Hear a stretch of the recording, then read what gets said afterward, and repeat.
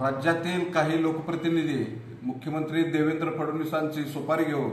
या शक्तीपीठ महामार्गाला विरोध नाही अशा पद्धतीचं चित्र निर्माण करतायत। माजी आमदार गोपीचंद पडळकरांना जाहीर आव्हान आहे की त्यांनी अशी मुख्यमंत्र्यांची सुपारी न घेता शेतकऱ्यांच्या बाजूने राहावं, तेही शेतकरी सुपुत्र आहेत आणि शेतकऱ्यांचा या महामार्गाला विरोध आहे की शेतकरी त्यांच्या बाजूचे आहेत, हे चित्र मंगळवारी 1 जुलै रोजी होणाऱ्या रस्ता रोको आंदोलनातून स्पष्ट होणार आहे। सांगली जिल्ह्यामध्ये अंकली या ठिकाणी मंगळवारी सकाळी 11 वाजता प्रचंड अशा रस्ता रोको आंदोलनाचं आयोजन केलेलं आहे। तर सांगली जिल्ह्यातल्या शेतपळ्यापासून सांगलीवाडीपर्यंत सर्व शेतकऱ्यांना माझं आव्हान आहे की या रस्ता रोकोमध्ये तुम्ही करो या मरोच्या निर्धारानं,